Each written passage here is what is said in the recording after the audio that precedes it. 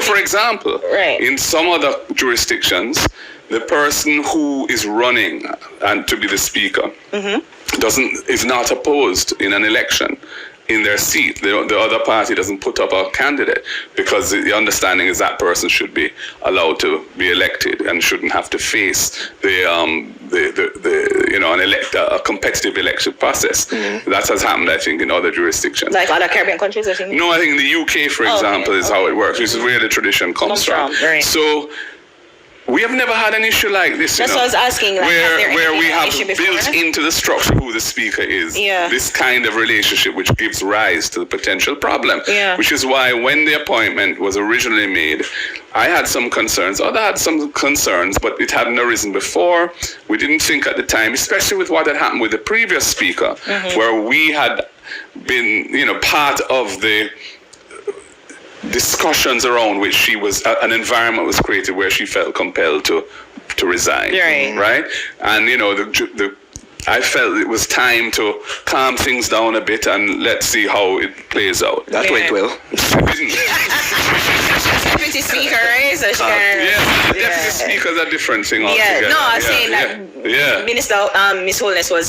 Holness was the deputy speaker, and then Miss Marissa had to leave, so she kind of but it doesn't promote. So it's not a night follows day thing. The decision as to who should be the speaker could have taken into account that there was a clear issue in appointing the wife of the Prime Minister. I mean, I would never personally have done that. I would have seen that this is potentially problematic. But at the time, as I said, we didn't feel it was worth or the correct thing to do to try and block it, which we couldn't do anyway, because if they were insistent on it, they would just pass the motion by the majority that they have. Right. Whether we seconded, if we wouldn't second it, somebody else on their side would have seconded the motion, they put to a vote and would pass.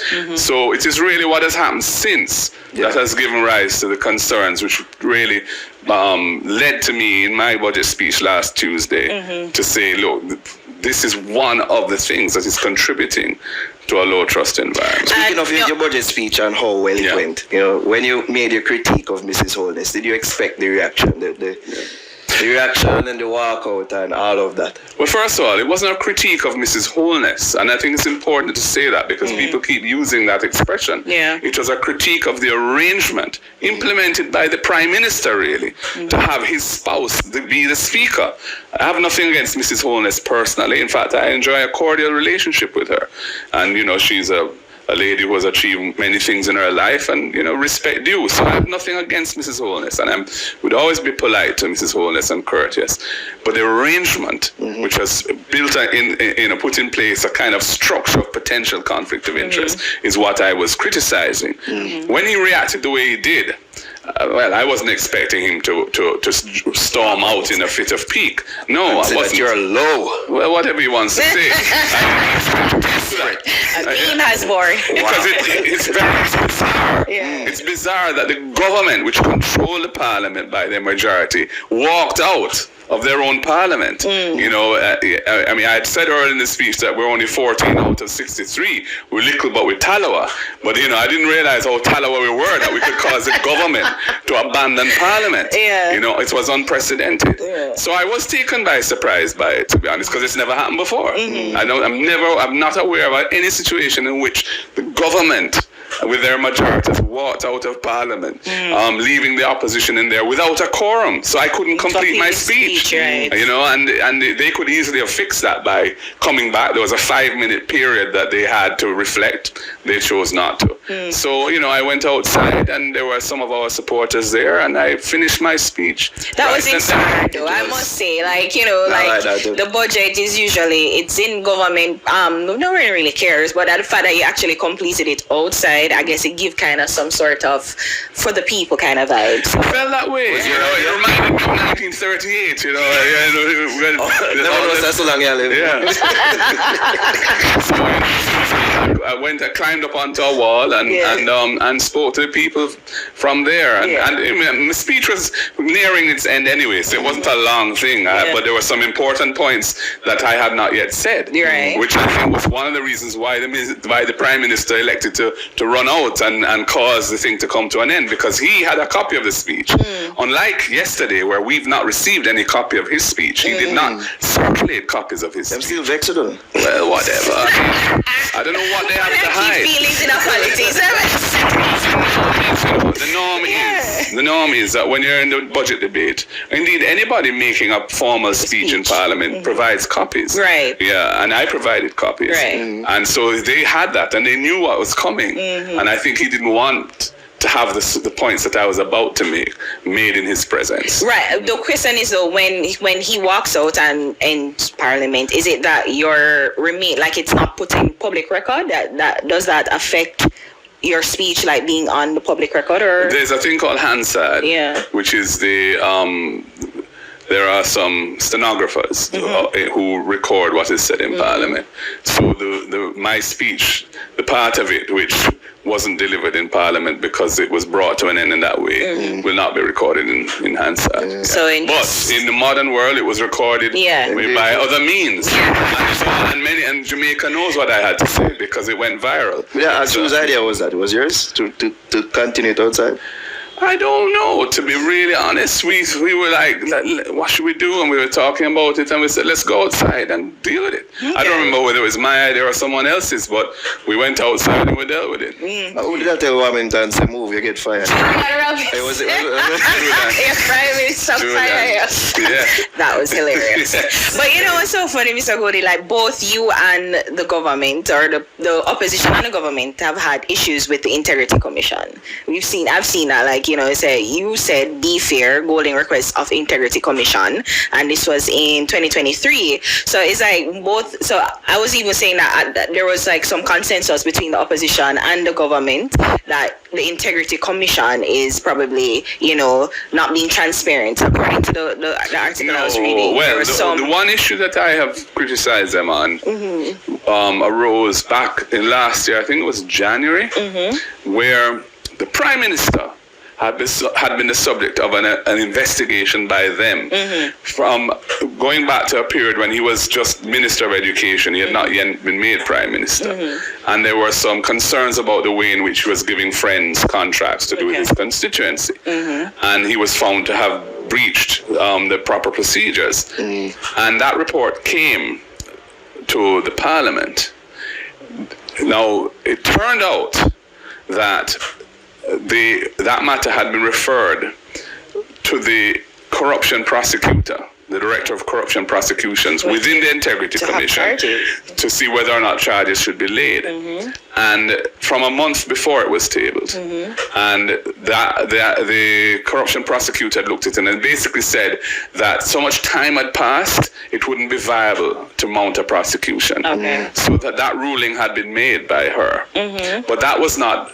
When the report on the investigation was brought to Parliament, it wasn't disclosed at the time that the ruling had already been made that he would not be prosecuted.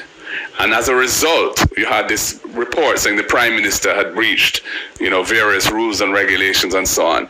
And it was a huge furore. And had that information been available on a prompt basis, that yes, that had happened, but there would be no prosecution. It would have given rise to less speculation as to whether he's going to be charged and all this other thing. So I felt that was wrong. And I criticized them for that, because they were saying, well, they released it, I think, a day later or something. But in the context of the modern world, where news flies instantaneously, virtually, they should really have submitted both things contemporaneously, in my view, or certainly the ruling of the corruption prosecutor should have been made available to Parliament immediately after it was tabled.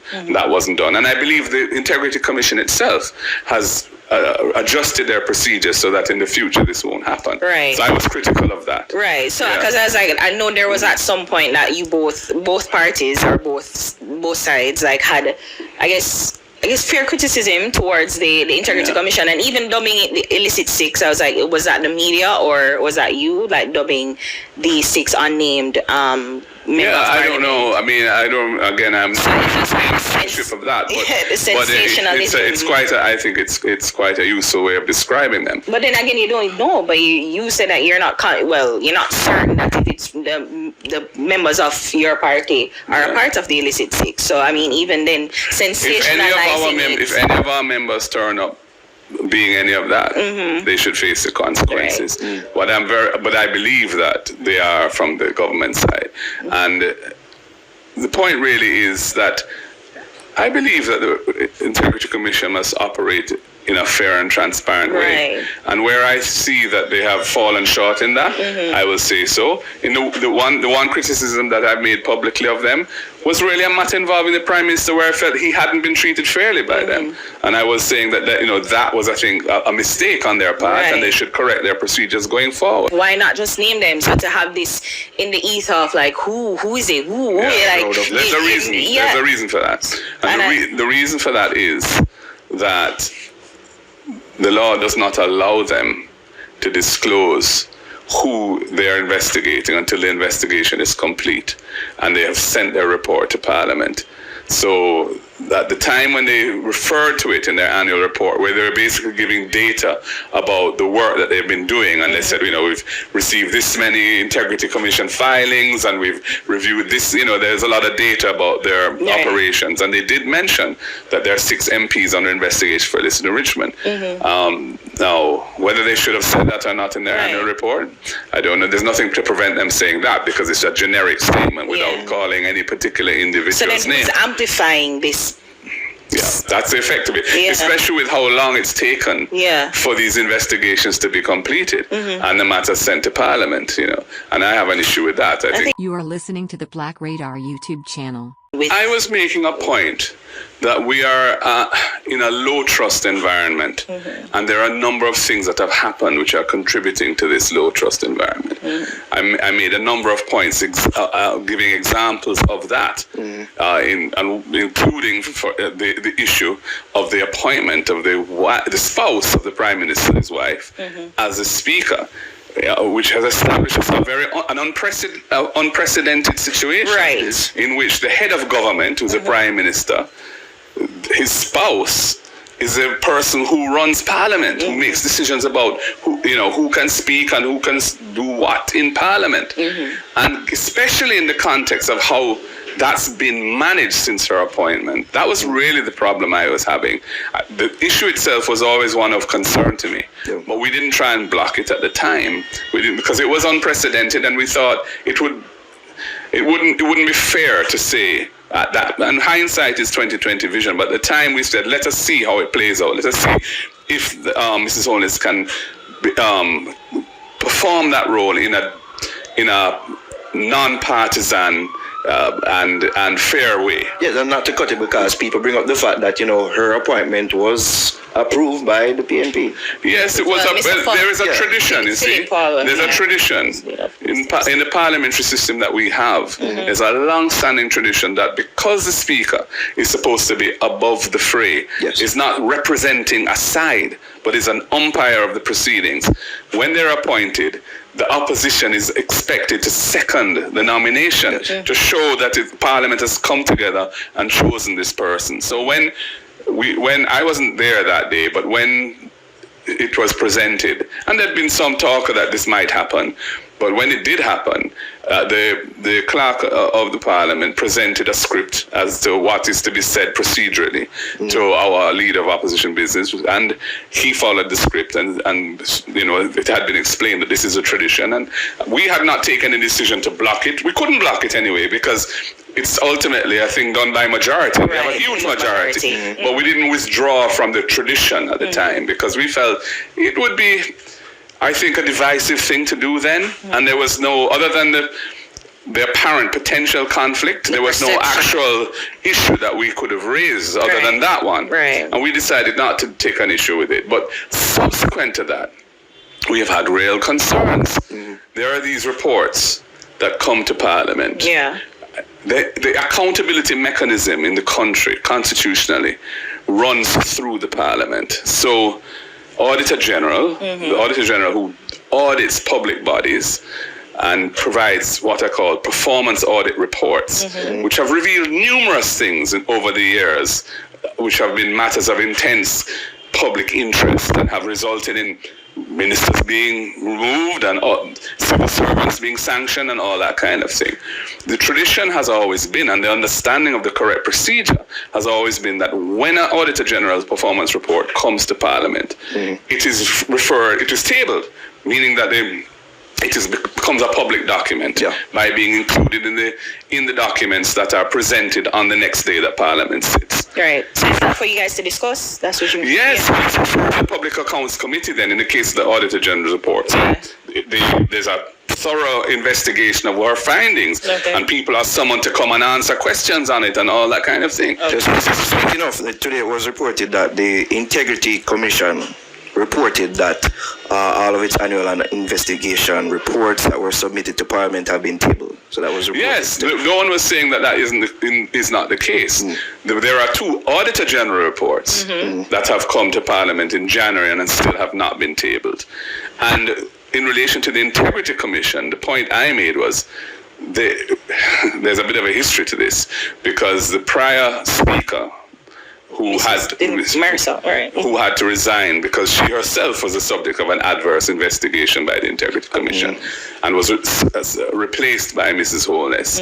She had embarked upon a process where she wasn't tabling reports as they came, and she claimed that on her understanding of the law, she shouldn't be doing that, which was bizarre because this was something which had been done routinely across administrations over many years.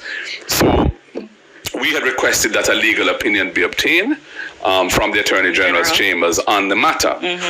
When Mrs. Holness became the Speaker and was implementing the results of that opinion, she refused to share the opinion with us. Right. So she relied on it, but wouldn't share it, which is, in my view, very suspicious and wholly inappropriate, because it governs how Parliament is conducted.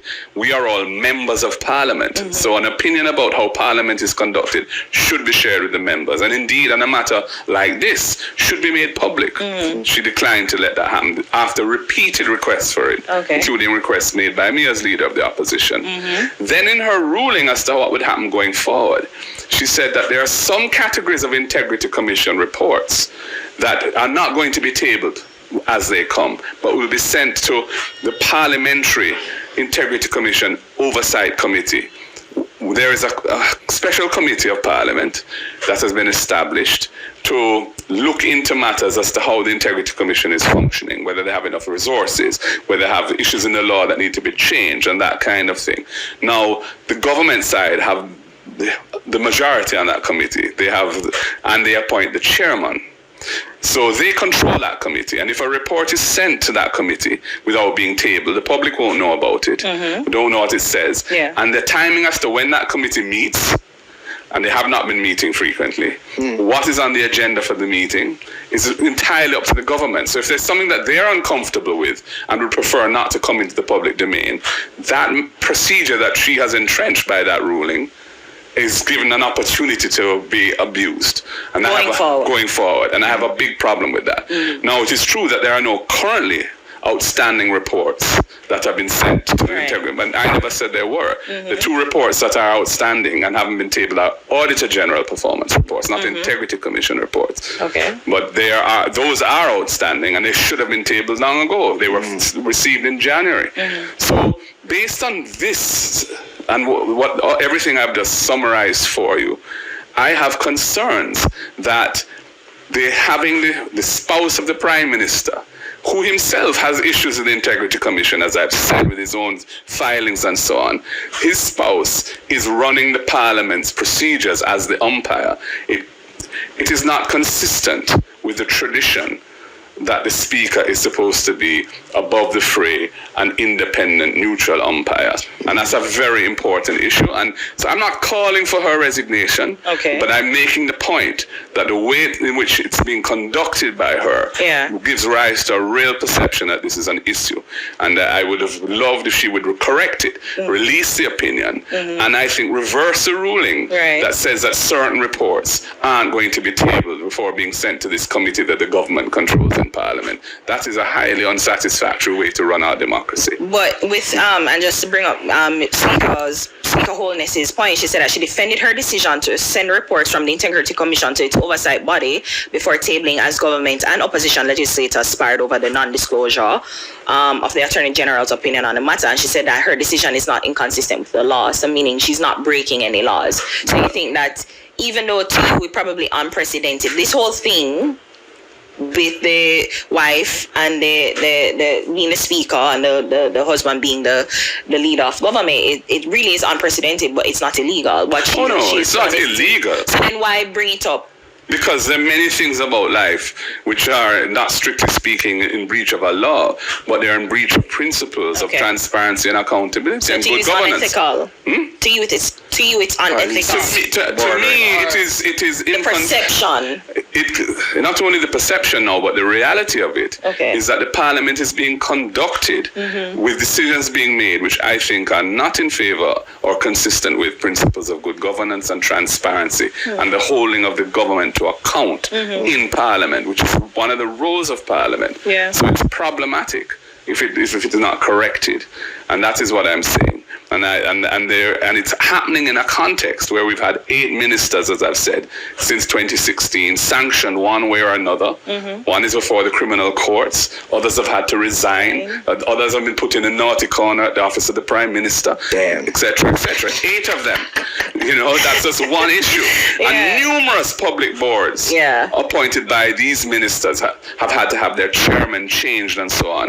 Petrojam, Nessal, and many, many more. CMU, the Caribbean Maritime Institute, and there's a long list of nepotism, corruption, etc., reported on by the Auditor General and or the Integrity Commission. So we're in a low trust environment where we need governance to be elevated from this. And these sort of, by putting in this particular arrangement with the Prime Minister and his wife, one the head of the government, the other the umpire in Parliament, he himself not in good standing with the Integrity Commission. There may obviously be situations where something comes to Parliament could concern him, and she would then be in a position to affect the outcome of that matter. So that's just not a desirable state of affairs. Mr. Golding, I was wondering about it since you brought it up, and it's true, it's unprecedented, but it's not. There have been a son and father in Parliament, wife, Anne-Marie Devaz is named now. And it's a whole different thing about being an MP. Right. Nobody's suggesting that you can't have somebody who's a spouse of an MP being an MP. There have been examples of that. But the point really is the position of Speaker is a very important position. But the Speaker of the House usually comes from the governing party. So I was wondering, do you think that then, with this now being a situation that could arise going forward, should the how the Speaker is elected be changed? Perhaps, coming from an independent, truly independent, because you're saying as an umpire. It can't really under our parliamentary system, because the Speaker is a member of Parliament who is appointed to that role. But we've never had an issue really where somebody who is perceived as having a clear conflict of interest. But then, I've always wondered, because if the Speaker of the House is coming from the governing party, that means that you're more biased towards the party that you're coming from. You shouldn't be. If you're taking on that role, you take it on with the understanding that on procedural matters you have to be fair and even-handed. And you have to play that part that you've been given responsibility to play in accordance with the traditions of even-handedness, transparency, etc. So even before... The informative information presented in this video is motivational and is positively aimed at inspiring, educating and entertaining the viewers with the cutting edge of critical reasoning. If you enjoy the contents on the Black Radar YouTube channel, please consider subscribing to show your support.